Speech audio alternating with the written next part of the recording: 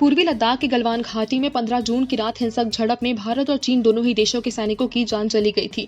लेकिन चीन में सैनिकों और उनके परिवारों को सम्मान तो दूर की बात है, जनता को उन सैनिकों का नाम तक नहीं बताया जा रहा है जो लड़ते हुए मारे गए हैं। भारत की तरह शहीदों के सम्मान की मांग कर रहे चीनी सैनिकों के परिवारों को शांत करने की कोशिश करते हुए ड्रैगन ने कह दिया था कि बाद में बताएंगे। सत्ताधारी चीनी कम्युनिस्ट पार्टी के मुखपत्र ग्लोबल टाइम्स के एडिटर हु शिजिन ने एक लेख में लिखा, सेना में मरने वालों को सर्वोच्च सम्मान दिया जाता है और समाज को बाद में सही समय पर सूचना दी जाती है ताकि हीरोज का सम्मान हो और उन्हें याद रखा जाए जिसके वो हकदार हो। ये देख उस वीडियो के सामने आने के 2 दिन बाद लिखा गया जिसमें पीएलए के मारे गए सैनिकों के परिजन आक्रोश प्रकट करते हुए भारत के शहीदों की तरह सम्मान मांग रहे थे। उन्होंने कहा कि भारत में शहीदों का बहुत सम्मान होता है, लेकिन यहाँ ना तो कोई सम्मान दिया जाता है और ना ही पहचान दी जाती है। कोरोना वायरस केसों के बढ़ते मामलों को देखते हुए पश्चिम बंगाल सरकार ने राज्य में लॉकडाउन को 31 जुलाई तक बढ़ाने के बाद मुख्यमंत्री ममता बनर्जी ने इसमें ढील देने की घोषणा कर दी है। उन्होंने शुक्रवार को कहा कि सुबह 5 बजे से रात 10 बजे तक की ढील दी जाएगी और रात 10 बजे से सुबह 5 बजे तक पाबंदियां रहेंगी। ममता बनर्जी ने ये भी कहा कि उनकी सरकार 1 जुलाई से मेट्रो सेवा शुरू करना चाहती है। ममता बनर्जी ने कहा, मेट्रो अथॉरिटीज के साथ हम 1 जुलाई से मेट्रो सेवा शुरू करने पर चर्चा कर रहे हैं। सीट क्षमता के बराबर ही यात्रियों को अनुमति दी जाएगी। पश्चिम बंगाल में अब तक 15,658 लोग संक्रमित हो चुके हैं और 606 लोगों की मौत हो चुकी है। राज्य में 10,190 मरीज ठीक हो चुके हैं तो 4,852 एक्टिव केस हैं। इससे पहले बुधवार को पश्चिम बंगाल की ममता बनर्जी सरकार ने राज्य में लॉकडाउन को 31 जुलाई तक बढ़ाने का आदेश जारी कर दिया था। पश्चिम बंगाल में लॉकडाउन 30 जून को समाप्त होने वाला था। सर्वदलीय बैठक के बाद ममता बनर्जी ने कहा कि नेताओं के बीच विचारों की भिन्नता थी, लेकिन अंततः तय किया गया कि लॉकडाउन को कुछ ढील के साथ जुलाई के अंत तक बढ़ा दिया जाए।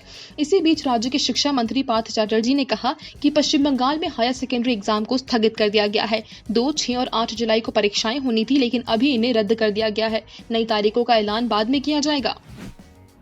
राजधानी लखनऊ में शुक्रवार को समाजवादी पार्टी के कार्यकर्ताओं ने बढ़ती पेट्रोल और डीजल की कीमतों को लेकर विधानसभा के सामने प्रदर्शन किया। सपा कार्यकर्ताओं ने जमकर सरकार विरोधी नारे लगाए। इस दौरान पुलिस ने कई बार रोकने का प्रयास भी किया। ना रुकने पर पुलिस ने लाठीचार्ज कर कई कार्यकर्ताओं को हिरासत में ले लिया। लाठीचार्ज में कुछ कार्यकर्ताओं को गंभीर चोट लगने की आशंका भी है। पेट्रोल और डीजल की बढ़ती कीमतों से गुस्साए सपा कार्यकर्ता शुक्रवार सुबह ट्रैक्टर से विधानसभा पहुंच गए।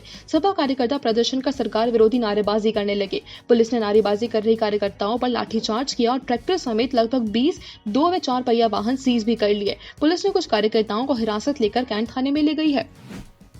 मुख्यमंत्री योगी आदित्यनाथ ने शुक्रवार को कहा कि उत्तर प्रदेश में लॉकडाउन के दौरान विभिन्न राज्यों से वापस लौटे श्रमिकों और कामगारों को रोजगार के पर्याप्त अवसर देने की सभी संभावनाएं मौजूद है। प्रधानमंत्री नरेंद्र मोदी द्वारा वीडियो कॉन्फ्रेंसिंग के माध्यम से आत्मनिर्भर उत्तर प्रदेश रोजगार अभियान की शुरुआत के मौके पर योगी ने कहा कि प्रदेश में प्रवासी श्रमिकों के लिए रोजगार के पर्याप्त मात्रा में अवसर सृजन को सभी संभावनाएं मौजूद है। मैं आश्वस्त करता हूं कि प्रदेश में इन श्रमिकों को रोजगार उपलब्ध कराने में हम कामयाबी मिलेगी। उन्होंने कहा कि पीएम ने कोरोना संकट के दौरान देश में कामगारों और श्रमिकों के लिए जिन योजनाओं को आगे बढ़ाने का मार्गदर्शन दिया था, उसी क्रम में आज आत्मनिर्भर उत्तर प्रदेश के तहत प्रदेश के कामगारों और श्रमिकों के लिए इस योजना का शुभारंभ किया जा रहा है। इसके तहत 1.25 करोड़ से अधिक कामगारों और श्रमिकों को रोजगार, उद्योगों में समायोजन और स्वरोजगार दिया जा रहा है। लखनऊ मेदांता अस्पताल में भर्ती मध्य प्रदेश के राज्यपाल लालजी टंडन की सेहत में 15वें दिन पहले से काफी सुधार हो रहा है। वह काफी देर तक बिना वेंटिलेटर के सहारे फेफड़े से खुद सांस ले रहे हैं।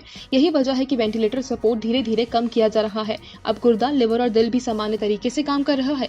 मेदांता अस्पताल के medical director doctor Rakesh Kapoor बताते हैं कि राज्यपाल की सेहत में सुधार की वजह से वेंटिलेटर सपोर्ट धीरे धीरे कम किया जा रहा है। अब वे पहले से बेहतर महसूस कर रहे हैं। मध्य प्रदेश के राज्यपाल लालजी टंडन को 11 जून को पेशाब में दिक्कत के साथ बुखार होने पर परिजनों ने उन्हें शहीद पथ स्थित मेदांता अस्पताल में भर्ती